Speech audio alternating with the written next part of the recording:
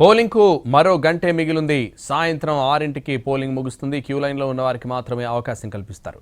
జూబ్లీహిల్స్ ఉప ఎన్నికలో పోలింగ్ మందకొడిగా సాగుతోంది. ఇదే విషయానికి సంబంధించి మరింత సమాచారం యూసఫ్గూడ్ నుంచి మా ప్రతినిధి సతీష్ లైవ్లో అందిస్తారు. సతీష్.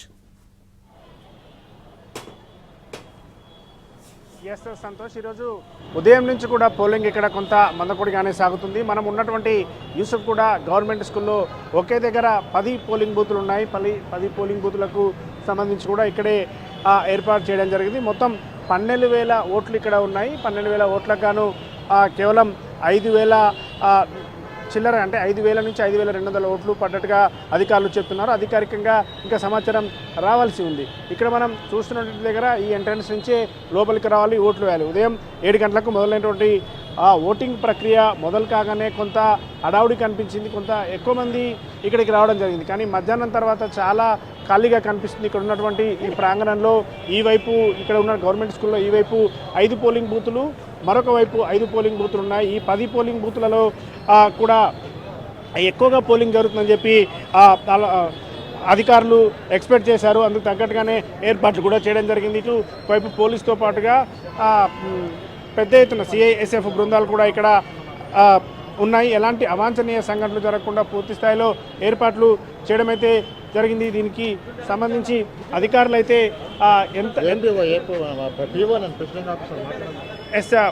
పిఓ చెప్తున్నారు. ఎన్నికల పూర్తిగా పోలింగ్ పూర్తయిన తర్వాత పూర్తి సమాచారం ఇస్తామనేది అధికారులు చెప్తున్నారు. ప్రస్తుతానికైతే ఇంకొక గంట సమయం మాత్రమే ఉంది. ఈ గంట సమయంలో ఎంత పోలింగ్ నమోదు అవుతుందనేది మాత్రం ఒక ఉత్కంఠగా ఉంది. ఎందుకంటే ఈరోజు ఉదయం నుంచి కూడా చాలా తక్కువగా నమోదైంది. సాయంత్రం 5 గంటల వరకు నమోదైనటువంటి దాని ప్రకారం ఇక్కడ చూసుకుంటే కేవలం 43 నుంచి 44% మాత్రమే ఈ 10 పోలింగ్ బూతులకు సంబంధించి కూడా నమోదైంది. కాబట్టి మరొక ఈ గంట సమయంలో 4 నుంచి 5% అయ్యేటటువంటి అవకాశం ఉందని చెప్తున్నారు. అయితే ఇప్పటికీ అధికారులు చెప్పిన దాని ప్రకారం ఒక 6 o'clock వరకు ఎవరైతే లైన్లో నిలబడి ఉంటారో వాళ్ళందరికీ కూడా ఓటు హక్కు కల్పిస్తామని, అంటే 6 గంటల తర్వాత అయినా సరే ఓటు హక్కు కల్పిస్తామని చెప్పడం జరిగింది. ఇటు 6 గంటల తర్వాత అంటే ఒకవేళ క్యూ లైన్లో నిలబడితే వాళ్ళకు టోకెన్ ఇచ్చి టోకెన్ సిస్టమ్ ద్వారా వాళ్ళకి ఓటు హక్కు కల్పిస్తామని చెప్పారు. కానీ ఆ పరిస్థితి అయితే కనిపించడం లేదు. ఇక్కడ పూర్తి స్థాయిలో ఓటుకు అంటే లైన్లో నిలబడేంత పబ్లిక్ అయితే ఓటర్స్ అయితే ఎవరు కూడా రావట్లేదు.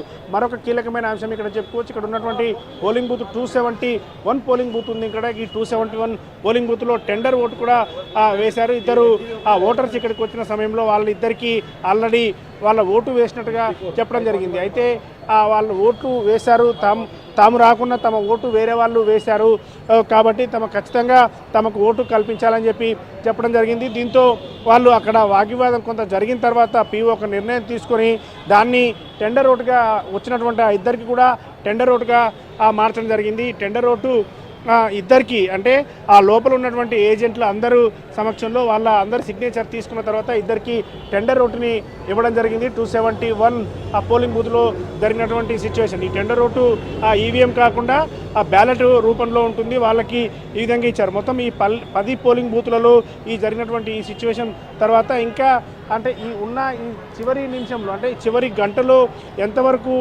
క్యూ లైన్లో నిలబడతారనేది అయితే చూడాల్సిన అవసరం ఉంది. అయితే అధికారులు చెప్తున్నట్టు దాని ప్రకారం క్యూ లైన్లో నిలబడే పరిస్థితి ఉండదంటున్నారు. మనం చూస్తున్నటువంటి దగ్గర ఇక్కడ ప్రత్యేకంగా ఏర్పాటు చేశారు. ఈ ఎన్నికల్లోనే మొదటిసారి ఓటర్ అసిస్టెన్స్ బూతులను ఏర్పాటు చేసి జిహెచ్ఎంసీ నుంచి మిగతా డిపార్ట్మెంట్ల నుంచి ఉన్నటువంటి అందరినీ కూడా ఇక్కడ ఉంచారు. ఎవరికి కూడా ఇబ్బంది కాకుండా వెంటనే ఓటర్ ఇక్కడికి రాగానే వాళ్ళ మొబైల్ ఫోన్స్ కావచ్చు, వాళ్ళ లగేజీలు ఇక్కడ పెట్టుకునే విధంగా వాళ్ళకి లగేజ్ పెట్టిన తర్వాత వాళ్ళకు ప్రత్యేకమైనటువంటి ఒక డిపాజిట్ టోకెన్స్ కూడా ఇవ్వడం జరిగింది. ఈరోజు ఉదయం నుంచి కూడా అంటే పోలింగ్ శాతం ఎక్కువ పెంచేందుకు ప్రత్యేకమైనటువంటి ఏర్పాట్లు అని చెప్పుకోవచ్చు. అధికారులు చేసినటువంటి ఈ ఏర్పాట్లు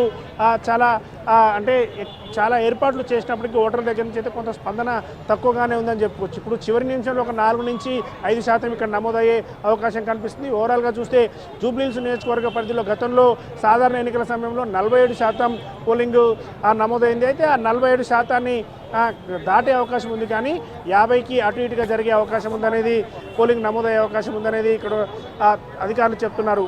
Santosh. Right, thank you Satish.